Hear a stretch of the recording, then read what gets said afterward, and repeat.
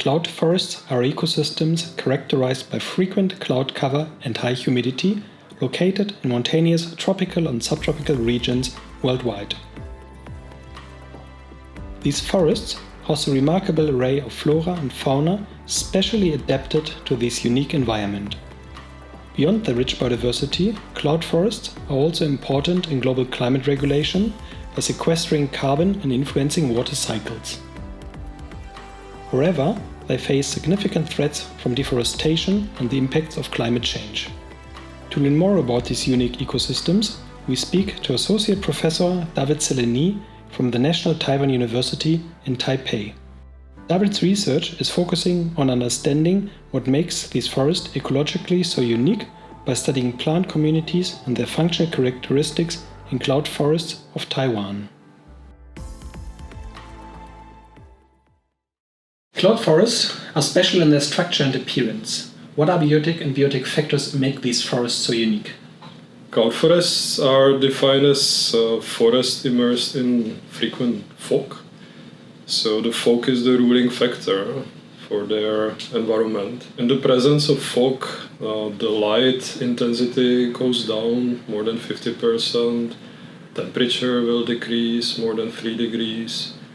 There is of course high relative humidity, so it will climb up to 100%, can stay like this for longer. The presence of fog also results into horizontal precipitation, because those trees, they will be stripping the fog out of the air and condense it into the rainy particles. And all these things kind of results into environment which is cold, dark, humid. So it has a slower decomposition of organic litter. So as a result, basically that important recycling of the nutrients in that ecosystem works slower. The plants are limited by nutrients. And we have been doing some experiments to figure out which nutrients are those most limiting. We take the soil from the cloud forest, bring it to the greenhouse, and do some fertilization experiments, and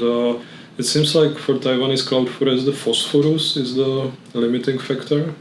Also from measuring the soil concentrations, it looks like phosphorus is really in the low concentrations. So that would be those abiotic factors for the cloud forest.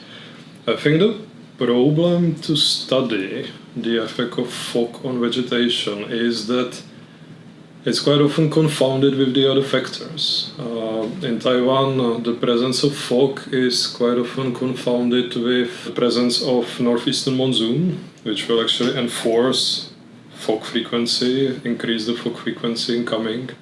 But when you study the fog frequency by itself, the effect of fog, you want to remove those confounding factors. So when we do observational studies in the field, we try to somehow apply some smart sampling design, so as we focus on fog, but try to avoid the other confounding factors. For example, the last study we did was focused on horizontal transect. We did all sampling in the mountains of the same elevation, but we go from the more foggy eastern mountains to less foggy western mountains in Taiwan. So we kind of keep all the other factors relatively constant, but the fog was manipulated. Then what kind of specific plant adaptations or functional traits are needed for the plants to survive in these ecosystems?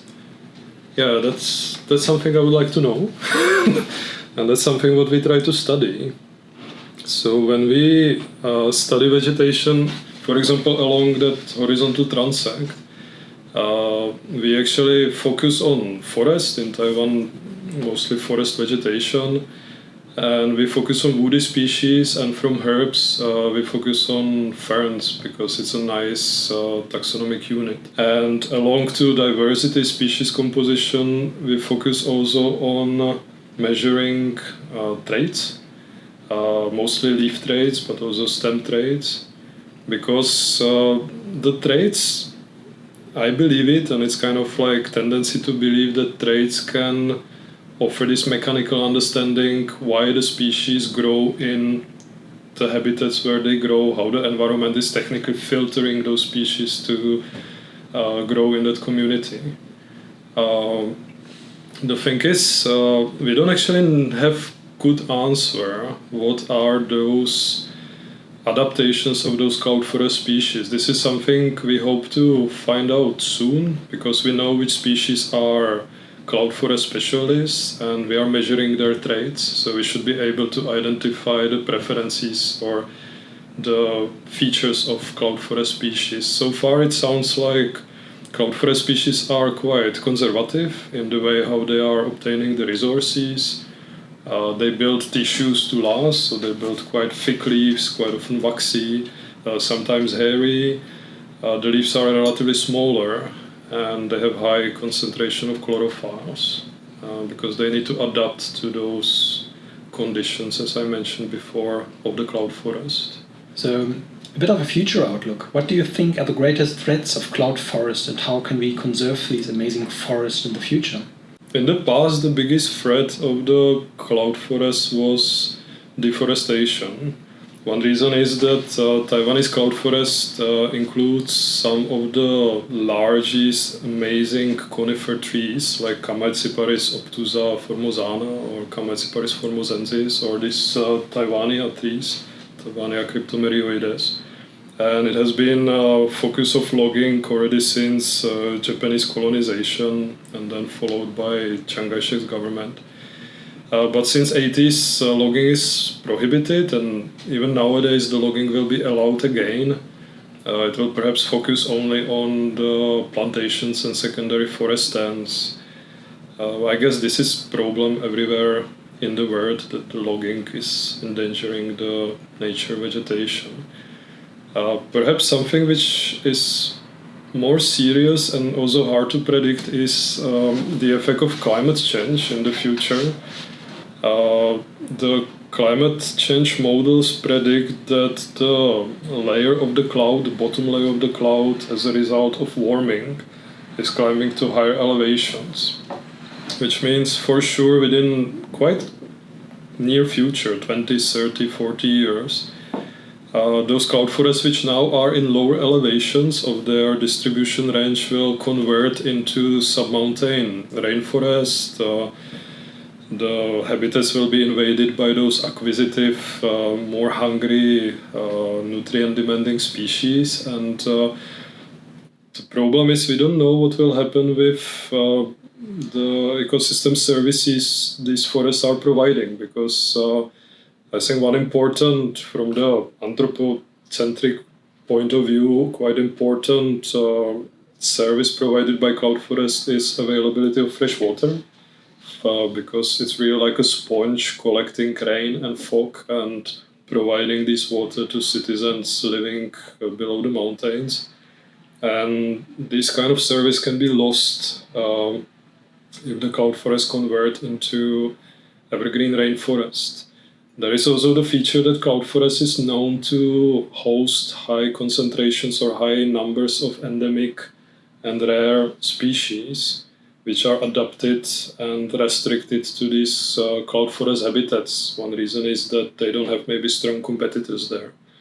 Some of the cloud forests already now are in the habitats where they have nowhere to go. Like one of the typical cloud forest vegetation types in Taiwan is a fagus forest, beech forest, which is on the sharp peaks of the mountains. And as a result of climate change, they will perhaps extinct because they have actually nowhere to run away. So that's, I think, the biggest threat for cloud forests in the near future. David, you're studying cloud forests as they also provide a really interesting model system to understand ecological theory and plan strategies and adaptations to the environment. In general, what do you think, what would your advice be to early career researchers interested in ecology or plant ecology in general?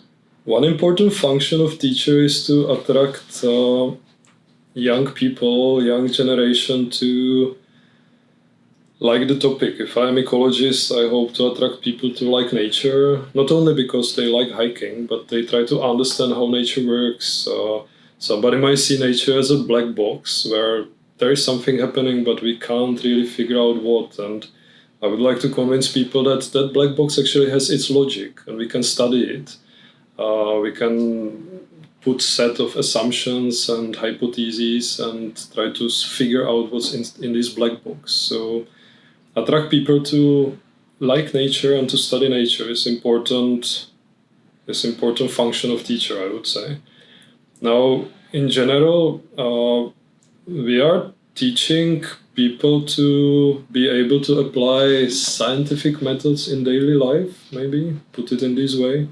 Basically, be able to identify whether information people receive is correct or not, be able to verify, find the weak points, try to find the correct answers, try to get rid of or stay away from misinformation, disinformations, be able to do good discussion. Discussion is an important part of scientific process, and it's important to be brave enough to ask those questions. When you ask questions, make sure that you are asking good questions, because bad question gets only bad answer. If you criticize somebody, make sure that your critique is constructive. It's very easy to criticize everybody, but everybody is doing mistakes. But if you criticize, make sure that you point the thing you don't like, but you also offer possible fixes or possible solutions how to advance it. And maybe be brave enough to try new things. Don't be afraid that because nobody do it in this way before, it's a bad way to do. Quite often nobody tried because they didn't get the idea to try it. So be brave enough. Don't just copy what people did before. Just try new things, even though it can well be failure, but whatever, you learn new things even by failure, even better than by winning the thing. So yeah, that's perhaps my suggestion. Yeah, wonderful. Thank you very much, David. Okay, thank you very much.